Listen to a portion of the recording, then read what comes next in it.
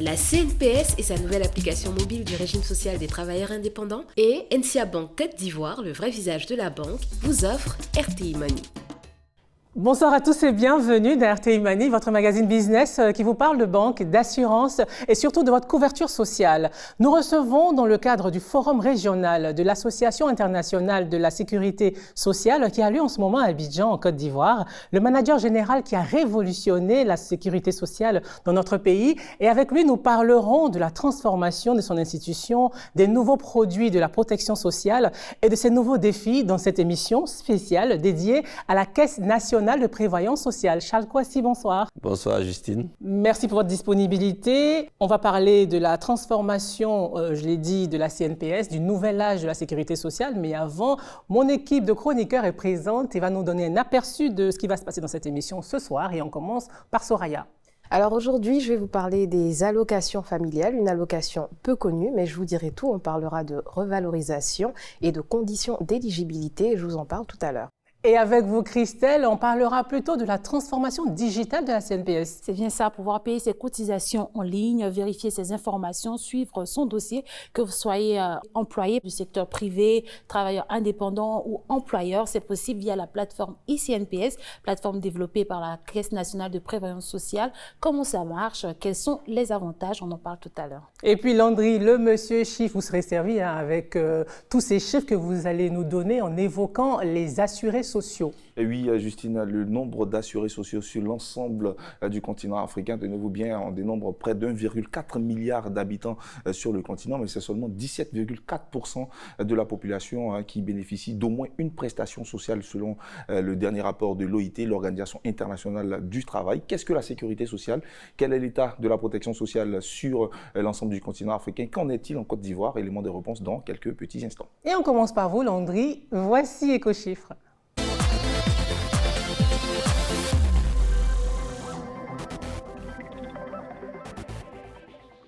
Alors, Landry, on va vous laisser définir ce que c'est que la sécurité sociale sous l'œil vigilant du directeur général. Alors, attention. Oui, attention, on pourrait définir de façon simple la sécurité sociale comme étant un programme de protection sociale qui a été créé par la législation, qui vise à fournir un certain degré de sécurité à tout citoyen lorsqu'il est confronté au risque de vieillesse, d'incapacité, d'invalidité, de chômage, d'enfants à charge ou même encore de maladie. Et depuis 1927, c'est l'AISS, l'Association internationale de la sécurité sociale, qui fait respecter les textes sur la sécurité sociale sur l'ensemble du globe. Elle compte plus de 320 membres qui sont représentés dans plus de 160 pays. Alors, quand on fait un état des lieux sur le continent, ça donne quoi? Selon le rapport mondial sur la protection sociale 2020-2022 de l'OIT, l'Organisation internationale du travail, c'est seulement 17,4% de la population africaine qui est couverte par au moins une prestation sociale. La protection sociale représente près de 5% du PIB d'un pays, alors que la moyenne mondiale est de 12,9%. Et quel est l'état des lieux de la protection sociale ici en Côte d'Ivoire? Au nombre des institutions de la protection sociale en Côte d'Ivoire, on peut citer le fonds de prévoyance militaire, on cite aussi la caisse de retraite complémentaire des agents du Trésor, on cite l'IPS CGRAE et l'IPS CNPS, la caisse nationale de prévoyance sociale consacrée aux salariés, mais surtout aussi aux travailleurs indépendants. Une caisse qui a connu une progression fulgurante en plus d'une décennie. Et j'ai sélectionné quelques éléments pour vous le démontrer. D'abord, au nombre des salariés déclarés. En 2012, par exemple, c'était 259 185 salariés déclarés à la CNPS en 2012. 11 années plus tard, 1 31 561 salariés, le chiffre a plus que triplé. Et le deuxième élément, c'est que l'institution a connu une réforme importante de son système qui a consisté à étendre la couverture obligatoire aux travailleurs indépendants à travers un nouveau régime dénommé le RSTI, Régime social des travailleurs indépendants. À la date du 30 avril 2023, on comptabilise 208 017 travailleurs indépendants déclarés. L'objectif à long terme, c'est d'atteindre les 6,5 millions millions de personnes. Et le troisième élément, c'est le portefeuille de la CNPS qui a connu une augmentation de plus de 2000%, Justine, voyant ainsi le portefeuille passer de 26 milliards en 2012 à 760 milliards de francs CFA en 2022, ce qui permet à la CNPS de faire des investissements, mais surtout aussi de servir des prestations à ses assurés. Et en 2022, tenez-vous bien Justine, on parle de 185 milliards 54 834 045 francs CFA de prestations servies par la CNPS dans les différentes branches. Les prestations familiales, plus de 7 milliards de francs CFA de prestations servies. Accidents de travail et maladie, plus de 10 milliards de francs CFA. 158 milliards de francs CFA en termes de retraite. Et pour terminer, l'assurance maternité, plus de 8 milliards de francs CFA mobilisés pour cette prestation. Donc voici un peu en quelques éléments la progression fulgurante de la CNPS en près d'une décennie. Charles Coissy, les chiffres parlent d'eux-mêmes. Quel est votre secret? Dans la plupart des pays, ce sont des institutions qui ont un statut public.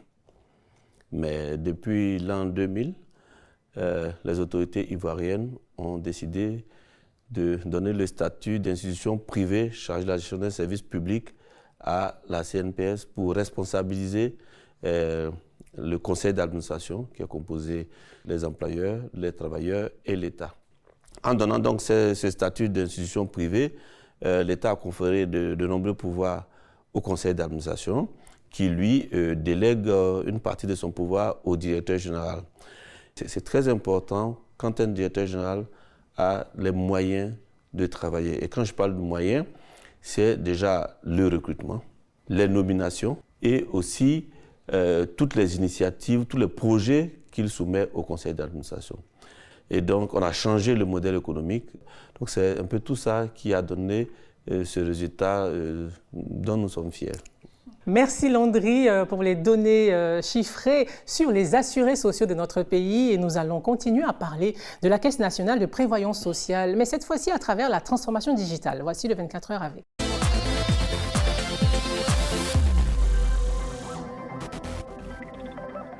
Christelle, vous nous parlez d'une CNPS digitalisée. C'est bien ça, la plateforme ICNPS lancée en 2019, mais effective en 2020. Cette plateforme permet de payer ses cotisations, de vérifier ses dossiers, de s'immatriculer. Elle concerne les travailleurs du secteur privé, les travailleurs indépendants, les employeurs.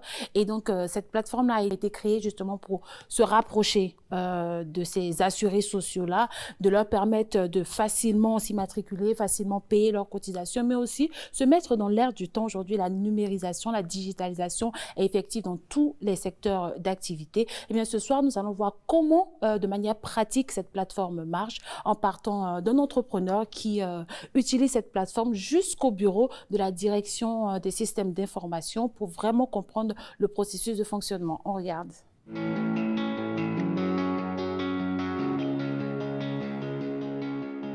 Ces développeurs font partie des employés de cette PME spécialisée dans la vente de services digitaux. Et comme la plupart des salariés du privé en Côte d'Ivoire, ils sont déclarés à la Caisse nationale de prévoyance sociale. Chaque mois, l'entreprise effectue les paiements des cotisations pour les employés, une activité qui est désormais totalement digitalisée.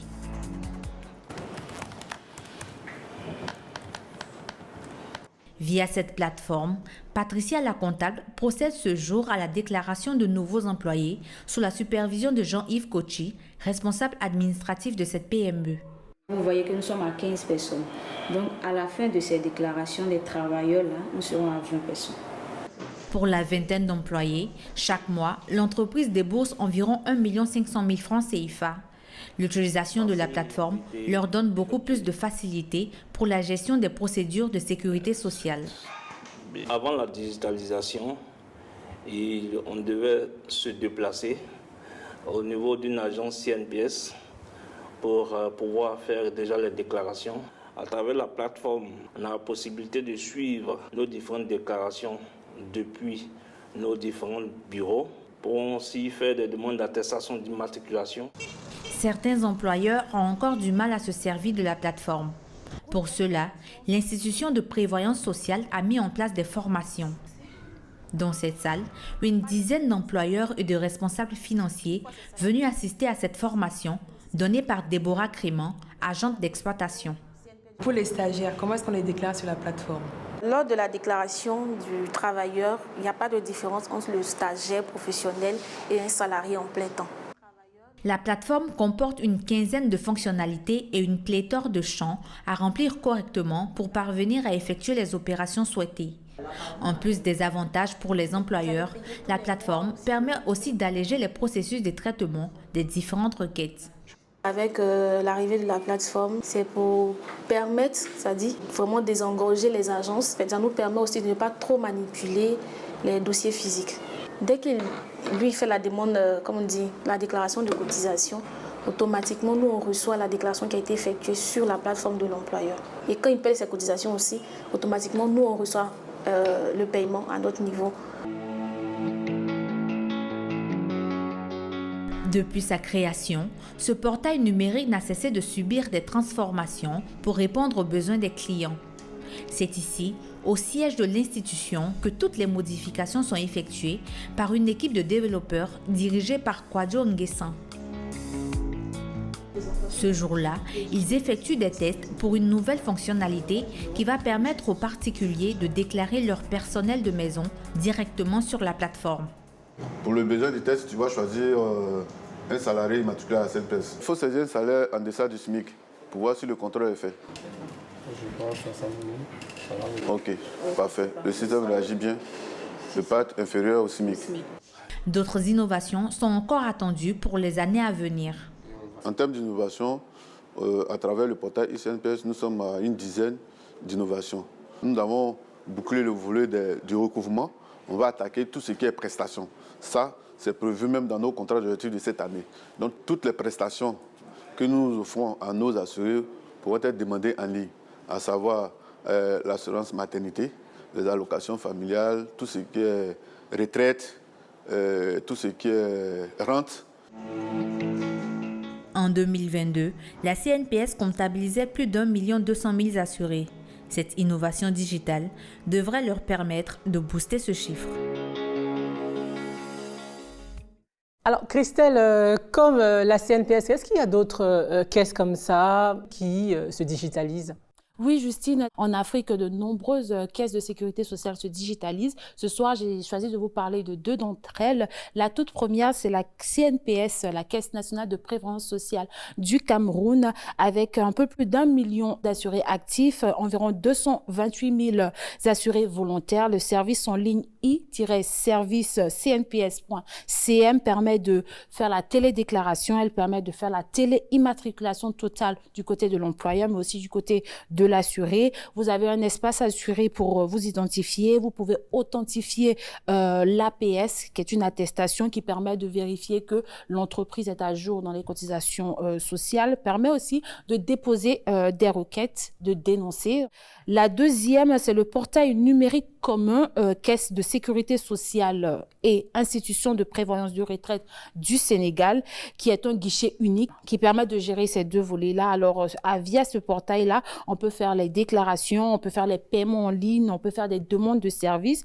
Et ce service-là se donne pour objectif de liquider une pension en 48 heures maximum. Et pour l'innovation, on va dire, autour de ce portail de la Caisse de sécurité sociale du Sénégal, c'est qu'il y a une carte biométrique qui est attribuée aux différents assurés sociaux qui leur permet de pouvoir facilement faire leurs transactions sur cette plateforme-là. Et cette révolution numérique a été primée parmi les 3 meilleurs projets d'innovation à la 8e édition du Forum international des directeurs de systèmes d'information, et c'est en 2022. Merci Christelle. Et parce que la sécurité sociale, c'est aussi les allocations familiales, voici les bons plans de Soraya qui s'intéresse ce soir à ce volet.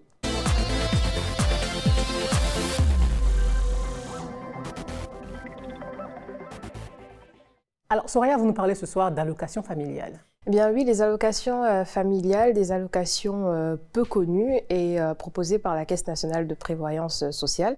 Ces allocations ont connu plusieurs revalorisations au fil des années. En 1987, elles étaient fixées à 1 500 francs CFA par mois et par enfant. Ensuite, ces allocations ont connu une revalorisation en 2014 où elles étaient fixées à 2 500 francs CFA et ensuite en 2016 à 5 000 francs CFA. Alors, qui peut en bénéficier et quelles sont les conditions ?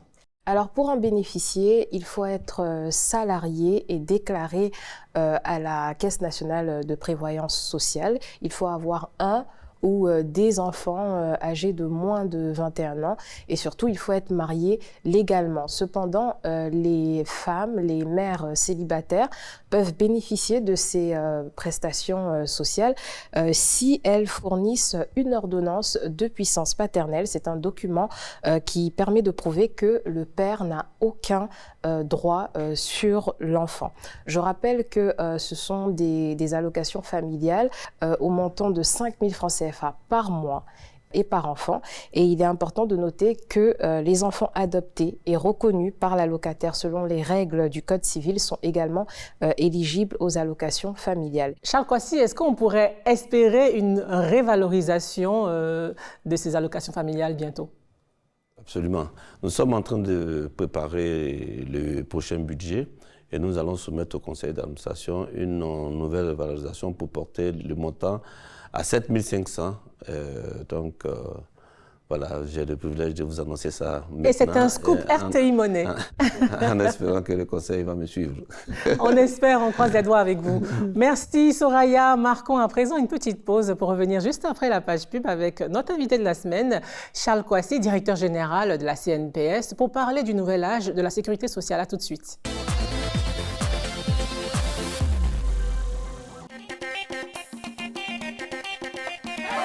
Grâce au régime social des travailleurs indépendants de la CNPS, tous les sportifs peuvent aussi bénéficier d'une indemnité en cas d'accident ou de maladie.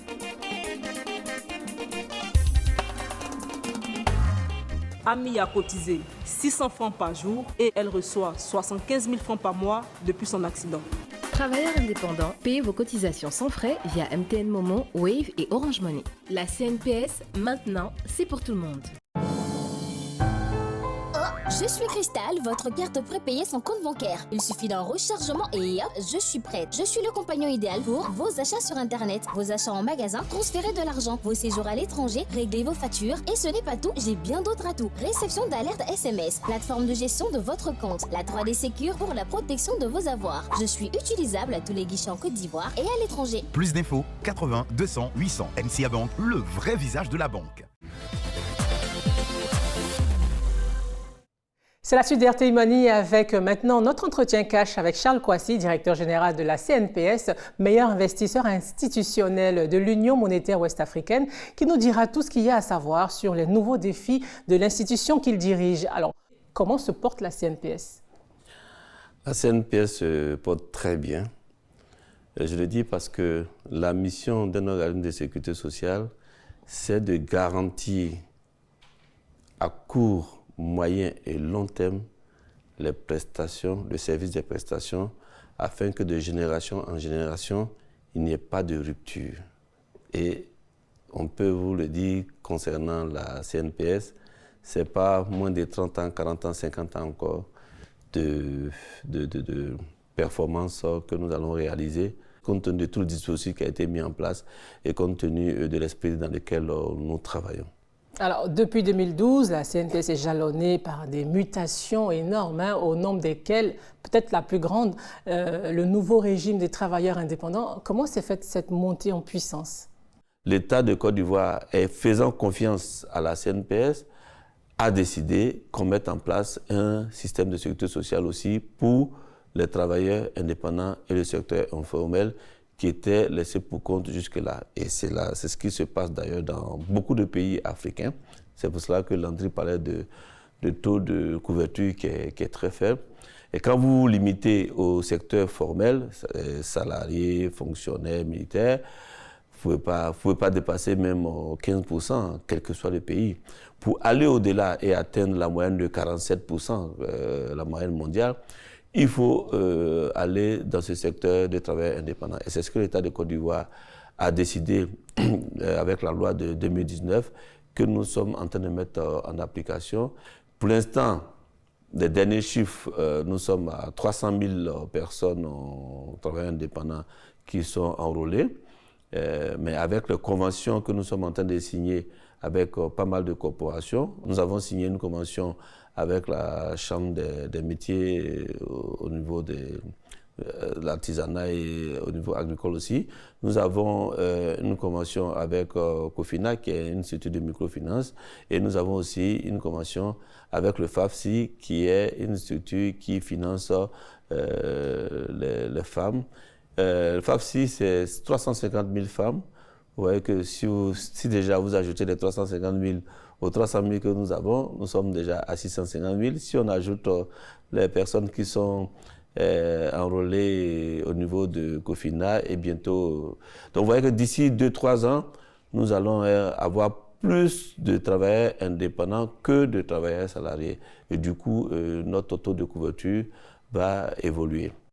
On le voit, monsieur le directeur, vous vous positionnez comme un modèle en matière de protection sociale, mais aussi un acteur majeur de développement à travers vos investissements dans le secteur financier, dans le secteur bancaire, mais aussi dans d'autres secteurs tels que l'énergie, encore l'immobilier.